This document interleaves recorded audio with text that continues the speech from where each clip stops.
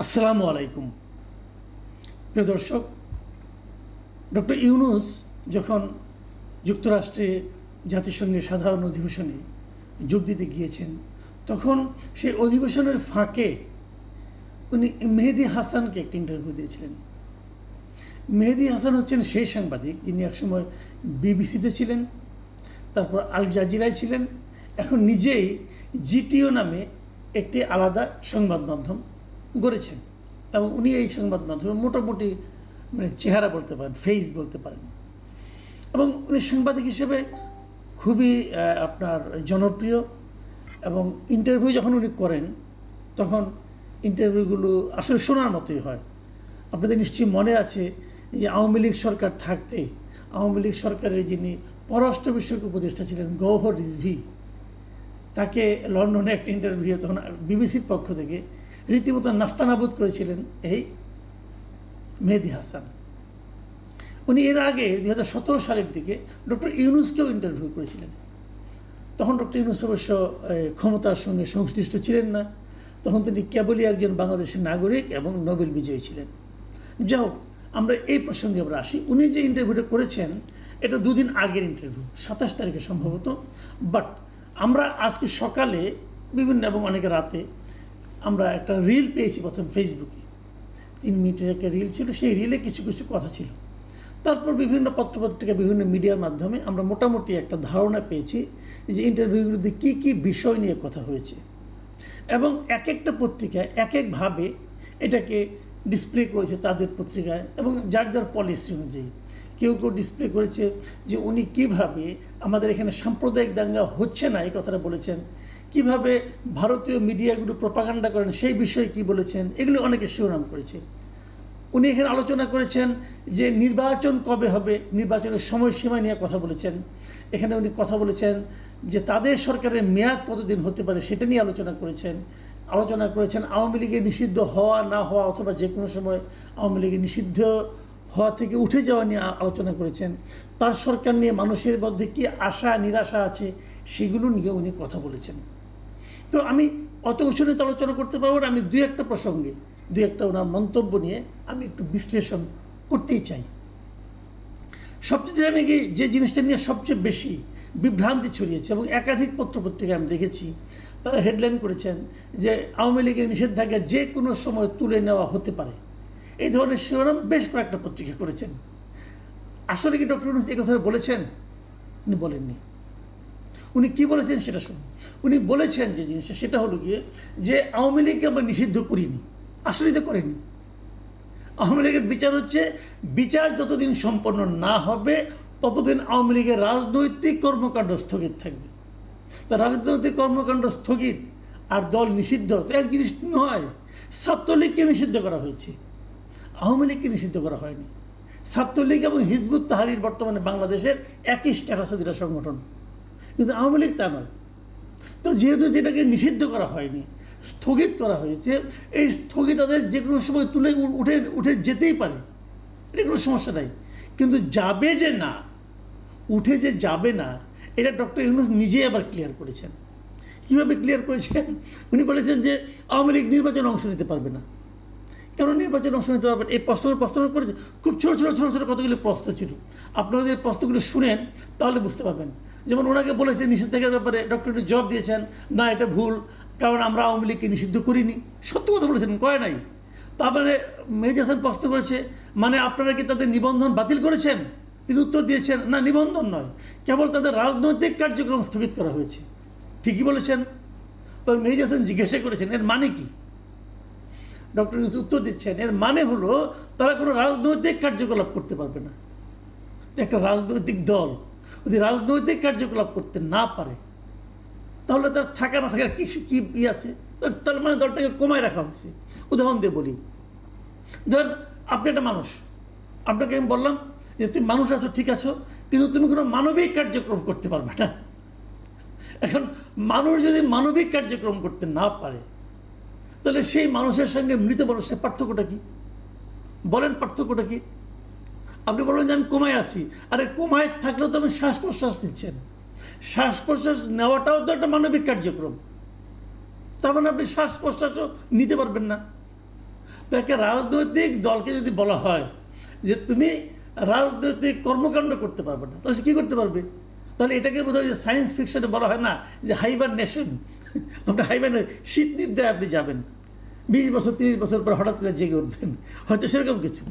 তখন প্রশ্ন করেছেন, তাকে বলা হয়েছে, মেহেদী হাসান প্রশ্ন করেছেন, তাহলে আপনারা তো কার্যত মানে তারা নির্বাচনে প্রতিদ্বন্দ্বিতা করতে পারবে না।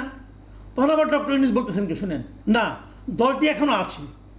মানে আছে মানে কি রে ভাই, কীভাবে থাকবে তাহলে বলেন? আচ্ছা, মেহেদী হাসান বলল তারা কি নির্বাচনে প্রতিদ্বন্দ্বিতা করতে পারবে? ডক্টর ইউনূসের জবাব, এখন নয়, কারণ কার্যক্রম নিষিদ্ধ।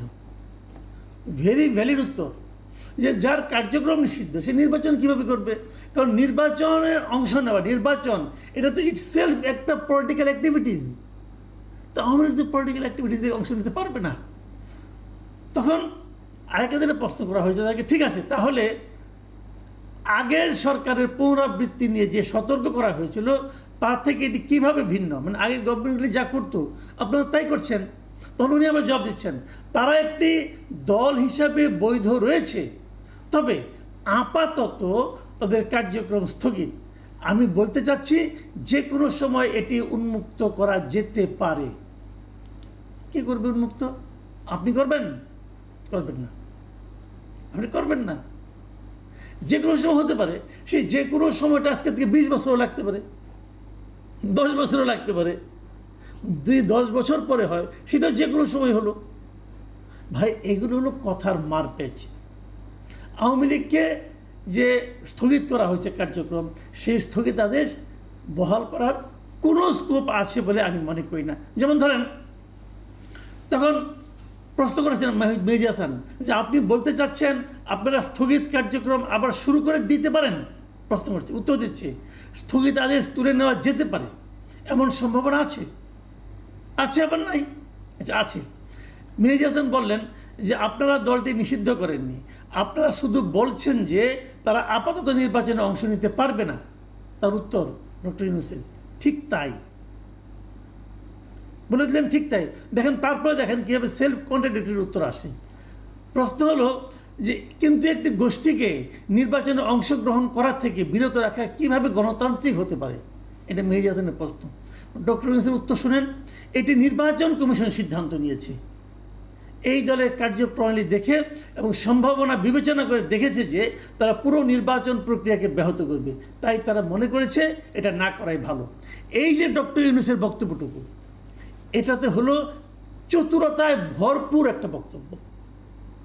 উনি বলতে চাচ্ছেন যে নির্বাচন কমিশন সিদ্ধান্ত নিয়েছে যে তারা নির্বাচনে অংশ নিতে পারবে না। না, যখন তার আপনি রাজনৈতিক কর্মকাণ্ড স্থগিত করলেন তখনই তো ভার্চুয়ালি তার নির্বাচনে অংশগ্রহণ করা শেষ। তাই নির্বাচন কমিশনের উপর দায় চাপাচ্ছেন কেন? আমরা সবাই মনে করতাম না যে ডক্টর ইউনূস আসলে একজন অরাজনৈতিক ব্যক্তিত্ব? ভুল একদম। উনি রাজনীতিবিদদের নিয়ে খেলছেন, উনি রাজনৈতিক দলগুলোকে নিয়ে খেলছেন এবং ওনার কথার মারপ্যাচের মাধ্যমে প্রমাণ করার চেষ্টা করছেন যে উনি আসলে কিছুই বুঝেন না।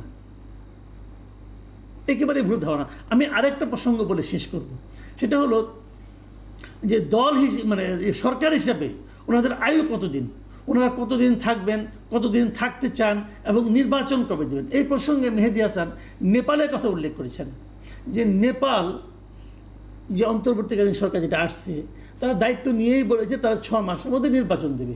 তো আপনার তো 18 মাস লেগে যাচ্ছে, এটা কেন? ডক্টর ইউনূস উত্তর কী দিয়েছেন যে তাদেরটার সঙ্গে আমাদেরটা পার্থক্য আছে। আমরা একটা অন্তর্বর্তীকালীন সরকার এবং আমাদের সরকার কতদিন মেয়াদ হবে এটা কেউ নির্ধারণ করে দেয়নি। আমাদের সিদ্ধান্ত আমরা কতদিন থাকবো। আমি যদি ইংরেজিতে এটা বলি, এটা আপনি অনেকে ভুল ব্যাখ্যা করতে পারেন। উনি কী বলেছেন যে we are the interim government, nobody defines how long we should be there, it's our decision how long we should be there. মানে কেউ বলে দেয়নি আমরা এই ক্ষমতায় কতদিন থাকব, আমরা সিদ্ধান্ত নেব আমরা কতদিন থাকব। ডক্টর ইউনূস এই কথাটা কি আপনি বলতে পারেন? কে ভাই আপনি? আপনি কে? আপনি কোন ক্ষমতার বলে আপনি বলতে পারেন যে আপনি সিদ্ধান্ত নেবেন আপনি কতদিন থাকবেন? এটা পৃথিবীর কেউ বলতে পারে? আপনি কি বলতে পারেন আপনি কতদিন বাঁচবেন? পৃথিবীর কেউ বলতে পারে? আপনি সিদ্ধান্ত নেবেন। আপনাকে এই এখতিয়ার কে দিল? এই এখতিয়ার আপনি কোথায় পেলেন যে আপনি সিদ্ধান্ত নেবেন যে আপনি কতদিন থাকবেন? এর চেয়ে ধৃষ্টতাপূর্ণ বক্তব্য হতে পারে না। এটা উনি বলেছেন, আমি এই জন্য ইংরেজিটা পড়লাম। এবং উনি আবার এর সঙ্গে এটাও বলেছেন, যখন বলছে যে অনেকে, মেহেদী হাসান যখন বলেছেন যে অনেকে তো বলছে যে দেরি হয়ে যাচ্ছে নির্বাচন দিয়ে দিতে আপনাদের, তখন ওনার জবাব কে দিয়েছেন? হ্যাঁ বলেছে, কেউ কেউ বলেছে। আবার অনেকে তো এটাও বলেছে আপনি 5 বছর থাকেন, আপনারা 10 বছর থাকেন, আপনারা 50 বছর থাকেন। এটা অনেকে বলেছে। তো কোনটা উনি গ্রহণ করবেন? আমার সব ধরনের মতামতই আছে। কাজে আমরা সিদ্ধান্ত নেব আমরা কতদিন থাকবো। ও গড, হায় আল্লাহ, এগুলি কি শুনছি আমরা এই লোকের মুখে। এত ওই অনেক সময় আমি একটা উদাহরণ দিতাম, মাঝে মাঝে বলতাম যে সিন্দাবাদের ভূতের মতো অবস্থা হয়ে গেছে। সিন্দাবাদের বুড়ো ছিল না একটা, ঘাড়ে চেপে বসেছিল, আর নামে না। ওনার অবস্থা অনেকটা ওরকম হয়ে গেছে। তো মানে এই যে মানসিকতাটা, হয়তো উনি নামবেন, হয়তো উনি চাপে পড়ে ফেব্রুয়ারিতে নির্বাচনের কথা বলছেন, হয়তো বলছেন, কিন্তু আমি বলছি ওনার মানসিকতার কথা। উনি ভাবছেনটাকে নিয়ে নিজেকে। মনে রাখবেন ডক্টর ইউনূস, আপনাকে আর কথা বলি, এদেশের রিক্সাওয়ালা ঠিক করবে আপনি কয়দিন থাকবেন, এদেশের শ্রমিক ঠিক করবে আপনি কয়দিন থাকবেন, এদেশে যে লোকটা 2 বেলা খেতে পারে না সে ঠিক করবে আপনি কতদিন থাকবেন। তার ইচ্ছা অনিচ্ছার উপর আপনার থাকা না থাকাটা নির্ভর করবে, আপনার ইচ্ছা অনিচ্ছার উপর নয়। যে লোক বলে যে আমার ইচ্ছা ওই ইচ্ছার উপর আমি থাকবো কি থাকবো না, এটা আমার ইচ্ছা, বুঝতে হবে সেই লোকই স্বৈরাচারী।